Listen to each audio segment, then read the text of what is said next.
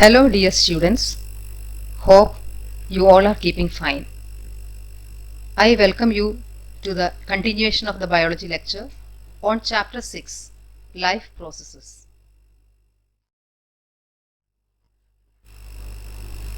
In the previous class, I have given you the introduction to the life processes.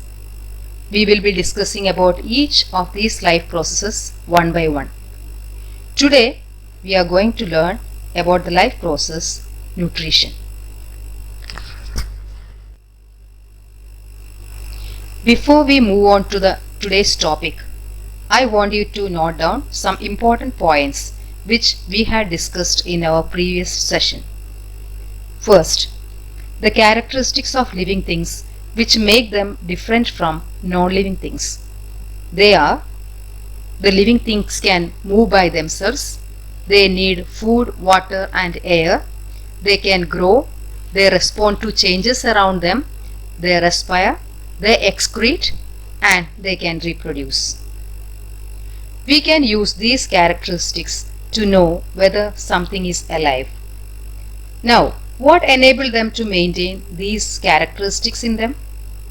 They are the life processes. Now we are able to define the life processes. Life processes are the basic functions performed by living organisms to maintain their life on Earth. The life processes are common to all living organisms. The basic life processes common to all living organisms are nutrition, respiration, transportation, excretion, control and coordination, growth, movement, and reproduction. In this chapter, we study about 4 major life processes that are very essential for an organism to survive, and they are nutrition, respiration, transportation, and excretion. Though these processes are carried out by all living organisms, the method or the way different organisms use to carry out these functions may be different. We will see how single-celled organisms like bacteria, amoeba, etc. carry out these functions. In single-celled organisms, no specific organs for taking in food, exchange of gases, or removal of waste may be needed because the entire surface of the organism is in direct contact with the environment. So, simple diffusion process is enough for them to carry out these functions. In class 9th, you have studied how substances move in and out of the cell by diffusion or osmosis. Hope you remember the process endocytosis carried out by amoeba for engulfing food substances. So, unicellular organisms perform all these basic functions by its single cell itself. The organelles within the cell help the cell to perform these functions. Now, what about the complex multicellular organisms? In multicellular organisms, when the body size increases, all the cells may not be in direct contact with the surrounding environment. Thus, simple diffusion is insufficient to meet the requirements of all the cells. They use specialized tissues or organs to perform each of these specific functions. In human body, there are various organ systems like digestive system, respiratory system, circulatory system, nervous system, excretory system, reproductive system, and so on. Each of these systems is involved in carrying out a specific basic function in the body.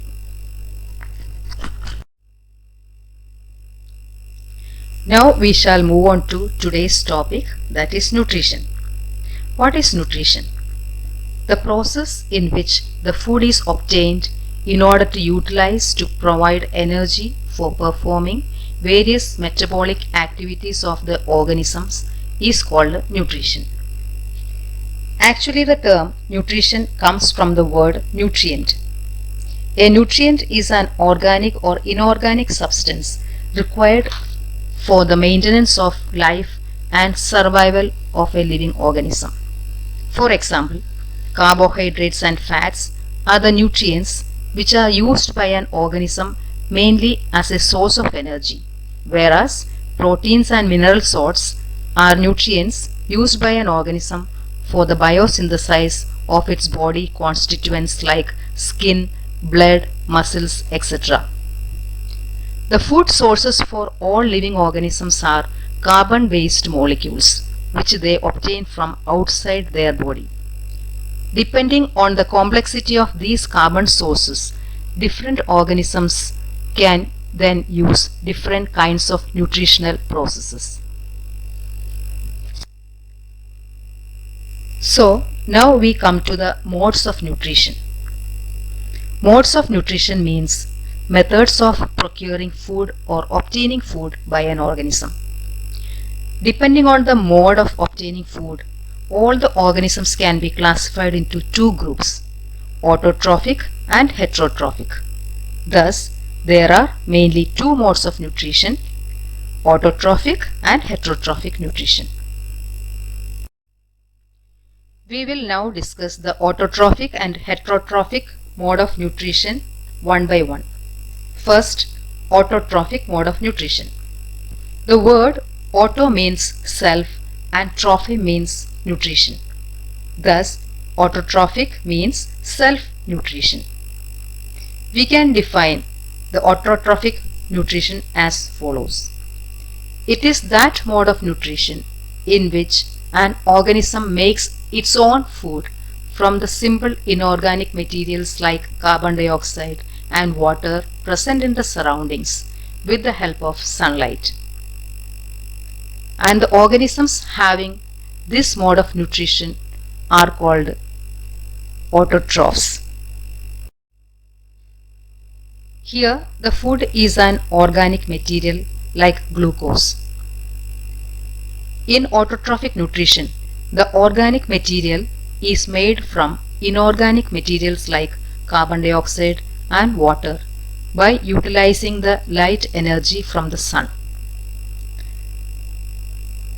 All the green plants and some bacteria like blue-green algae are examples of autotrophs.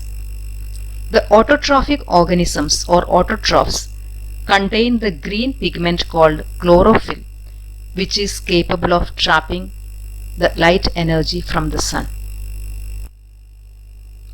The light energy which is trapped by the chlorophyll is utilized by the autotrophs to make food by combining inorganic materials like carbon dioxide and water present in the environment by the process of photosynthesis. Now, the second mode of nutrition is the heterotrophic mode of nutrition. The word heteros means others and trophe refers to nutrition. Thus, heterotrophic means nutrition obtained from others. We can define the heterotrophic nutrition in the following way. It is that mode of nutrition in which an organism cannot make its own food and it derives its food from other organisms. The organisms having heterotrophic mode of nutrition are called heterotrophs or heterotrophic organisms. All the animals have a heterotrophic mode of nutrition. Most bacteria and fungi also have heterotrophic mode of nutrition. Heterotrophs depend on autotrophs and other heterotrophs for their food. We will now discuss the various types of the heterotrophic mode of nutrition. The heterotrophic organisms can obtain its food from other organisms in three ways. So, the heterotrophic mode of nutrition is of three types. They are saprotrophic nutrition, parasitic nutrition, and holozoic nutrition.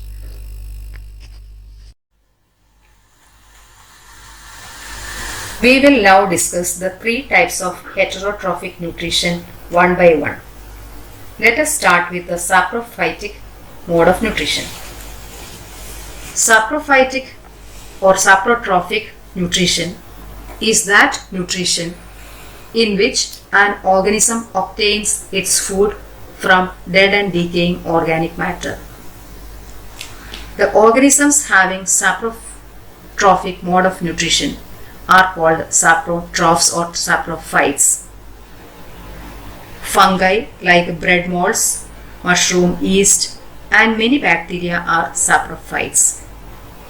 The saprophytes break down the complex organic molecules present in the dead and decaying matter and convert them into simpler substances outside their body.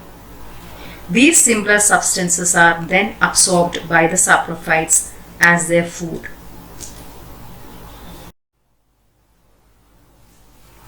Next is parasitic nutrition. The parasitic nutrition is that nutrition in which an organism derives its food from the body of other living organisms without killing it. The organisms which obtain the food is called a parasite, and the organism from whose body the food is obtained is called the host. A parasite receives its food from the host but gives no benefit to the host in return.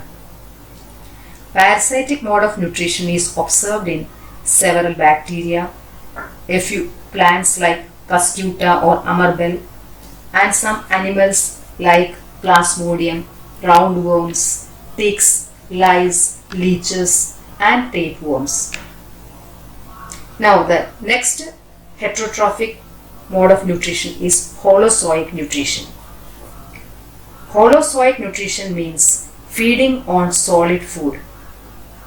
The holozoic nutrition is that nutrition in which an organism takes the complex organic food materials into its body by the process of ingestion, and the ingested food is digested and then absorbed into the body cells of the organism.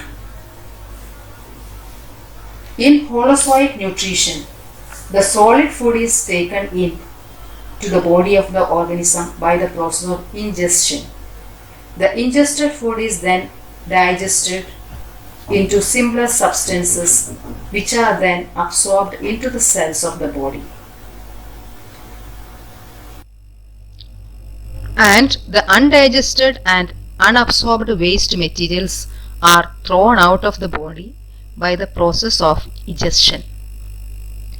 All the animals, including human beings, have this type of nutrition.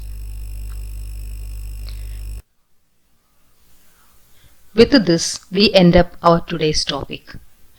We will come back with more interesting facts regarding autotrophic and heterotrophic nutrition in the next session. Thank you, students. Take care.